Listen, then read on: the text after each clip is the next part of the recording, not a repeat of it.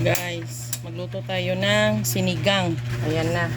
Ayan ang sahog, kangkong, luya, sibuyas, siling haba, kamatis, okra, talong, batuan. Yan ang pampaasim ng sigangin namin tong isda na to. Sarap yan. Ayan guys, kumulo na yon. Nilagyan ko na yung asin tsaka paminta. So, ilagay ko na to. Except lang sa okra. Batuan. Masarap siya guys. Kung masarap ang sampalok, masarap ang iba, mas masarap ito. Ang batuan. Pag sigang. Natural talaga yung sigang. Hindi yung sinigang mix. Pero alam nyo, pag no choice ka na, wala ka nang magawa. Magsinigang mix na lang, diba? Ilagay ko na rin yung isda.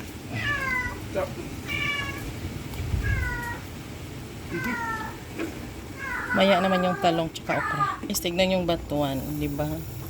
Nagiging dilaw na siya. Tapos magbiak yan siya, guys. Tapos yun na, parang hugas bigas na yung magiging tubig nito pagkatapos. Next, ang talong naman tsaka okra ilagay natin dito. Diba? Grabe. Kita nyo yan? Amoy ko na yung asim-asim niya, guys. Yung lapot-lapot niya. Diba? Wala na kaming sitaw. Hindi na kami bumili ng sitaw. Kasi tingnan nyo, hindi na magkasya sa lagkaya namin. Ayan lang. Takpan muna natin. Guys, ayan na. Isunod natin ang kangkong.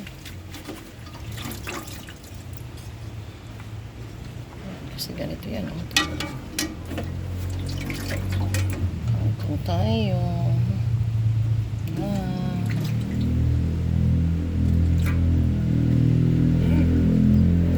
Alam nyo guys, 4 na piraso lang. Maasim-asim na siya pero hindi talaga literally na maasim kasi hindi naman natin kayang kainin yan. Lalo na ako, hindi ko naman di ako sanay. Tingnan nyo yung sabaw niya. So, tama-tama lang ang asim niya. Tsaka, pwede nyo naman din yung batuan, ibukod nyo pagluto.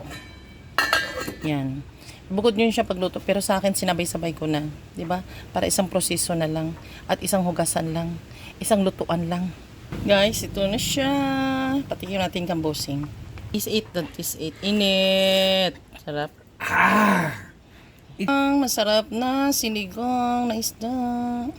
Kita nyo yan?